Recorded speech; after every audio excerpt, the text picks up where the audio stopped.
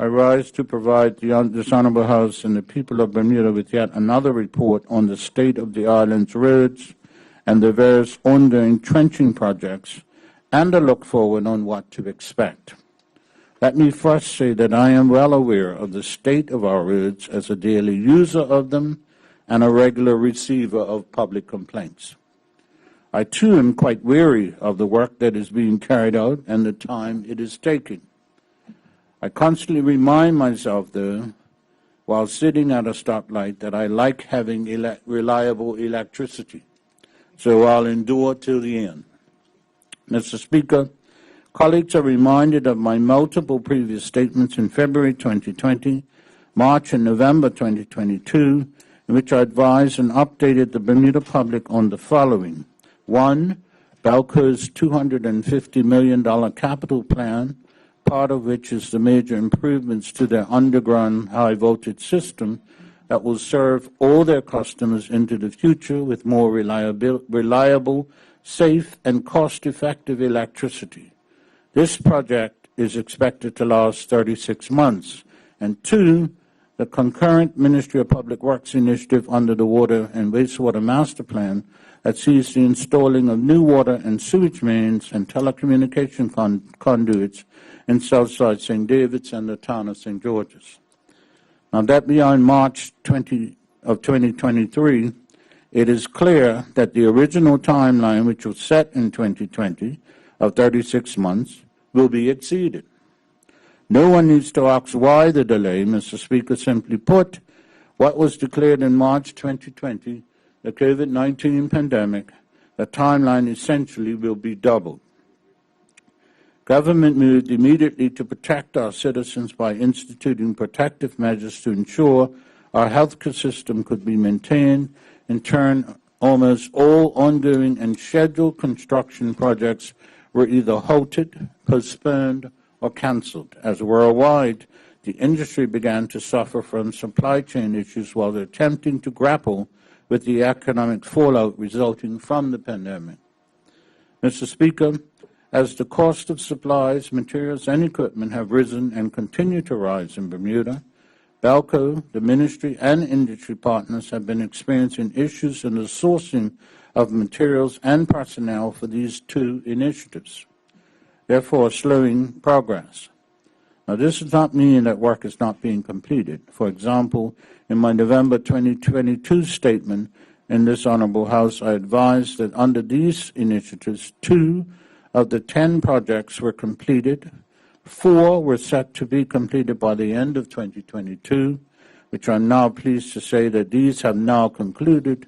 As a reminder, these 4 projects were 1, the parking lay-by construction at Molly Bay Park in St. George's, work to the Bayless Bay Dock Rockcliffe embankment repairs in Hamilton Parish, 3, conduit trench works on North Shore Road from Barker's Hill to Store Hill, and 4, conduit trench works on Palmetto Road, leading into the railway trail near the Department of Public Transport entrance in Devonshire.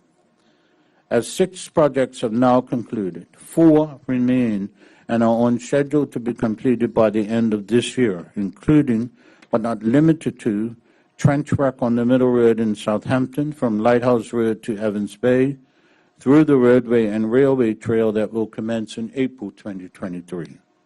Mr. Speaker, it's worth reminding the magnitude of this project. In the east, it began at Molly Bay Road substation to Stokes Point Road, across the water to St. David's Road, along Kinley Field Road to the airport substation, across the water again to Coney Island, along the railway trail to North Shore Road, up Fracture Street to the substation, then continuing along Fracture Street to Wilkinson Avenue, to Harrington Sound Road substation, through Devil's Hill to Flats substation, then Middle Road to Store Hill, down to North Shore Road to Palmetto Road, Parsons Lane in Devonshire, and to the Frog Lane substation. And Mr. Speaker, in the west, it began at Belmont substation on Middle Road, Warwick, to Camp Hill, then Lighthouse Hill, Middle Road to Jews Bay. That work has not concluded. It has been paused, awaiting the delivery of piping, and is expected to restart in April. Trenching will continue along Middle Road and the railway trail to the Evans Bay substation. The end of the western trenching is at Georges Bay Road, which has already been completed. Mr. Speaker, this trenching works consist of 90,000 feet or 17 miles of trenching. As you can see, this is a massive logistical undertaking that has covered virtually the entire island. The areas that have not been mentioned had their high-voltage cables replaced during a previous trenching exercise. In areas that have their trench work completed, all trenches have temporary asphalt reinstated, with the exception of the ones that do not require asphalt, such as in the shoulders or railway trails. Again, like I've said before in my November 2022 statement, Mr. Speaker, and I quote, "We acknowledge that these infrastructure projects have contributed to the road issues as the temporary asphalting after trenching work has been uneven. But it's just meant to be that, temporary. It has never been the intention of the government to leave our roads in this manner." End quote. In certain areas, the Ministry of Public Works has commenced with the permanent asphalting of the areas that the trenching works have been carried out, which will ultimately lead to smoother roadways. This work can be seen at the St. David's entrance, Fracture Street, Wilkinson Avenue, and the beginning of Harrington Sound Road. However, Mr. Speaker, as the Ministry continues this work, we have been notified by BELCO that as part of their electrical infrastructure improvements, pool holes will need to be dug every 800 feet, which will allow BELCO technicians to access and connect the high-voltage cable lines through the newly placed conduits. Simply put, pool holes are 8-foot wide by 30-foot long holes dug in the road to allow the connection of the cables. This process has already started on Middle Road near the Whitney Institute Middle School and will continue along the eastern route noted above all the way to the National Sports Center substation. This cable pulling process will continue until September of this year. Following the conclusion of the eastern cable pulls, the process will continue along the western route noted earlier to the Evans Bay substation. What does this mean, Mr. Speaker? Unfortunately, this means BELCO will again be required to go into the roadways to excavate pool holes across the island to complete the electrical infrastructure connection.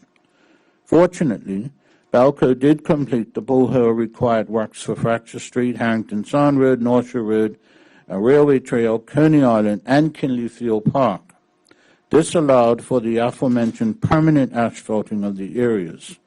However, Mr. Speaker, as BELCO is required to complete the remaining infrastructure works, this delays the Ministry's permanent asphalting initiative on most of the trenched roads. The BELCO works are anticipated to occur throughout this year into 2024. Once these works conclude, including the temporary asphalting for the pool holes, the Ministry will then be able to continue the permanent asphalting initiative for the relevant locations. Although it's important to note that permanent asphalting can only commence approximately 12 months after settling has occurred, this time frame is ideal as it would allow for smoother layering of the asphalt, which ultimately will lead to smoother roadways. Therefore, Mr. Speaker, as BELCO completes its required works, area by area, the Ministry will follow with permanent paving of the roads. Now, Mr. Speaker, I'd like to speak to road paving works that will occur this year that will be carried out by our own team as well as contracting some work to East End Asphalt Company so that we can accelerate the repairs.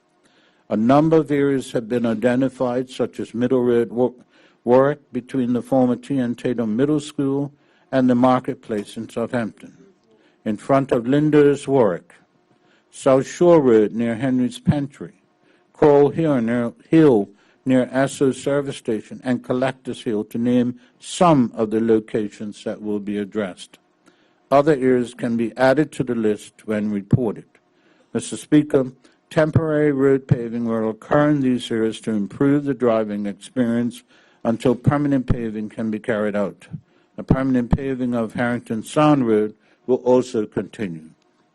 As noted in this year's budget statement and ministry debate, there has been an increase in funding for roadworks, and as such, technical officers are working diligently to solidify the 2023-2024 paving schedule. Although cost increases, supply chain issues, and unforeseen project issues continuously hinder accurate planning, colleagues will note the recent RFP issued for the provision of asphalting aggregate, which unfortunately we are having to import from overseas. We are looking at options for importing to keep costs down. Mr. Speaker, the immediate pay-in for the motoring public is well worth it, as when completed, these initiatives will see the protection of our freshwater supplies, protection of our electrical infrastructure, and ensuring sewage is properly disposed of for the next several years. This work safeguards the future not just for us here today, but for our descendants also. Additionally, since we required every utility to utilize the trenching at the same time, the need to dig up the roads in the future should be minimized. Thank you, Mr. Speaker.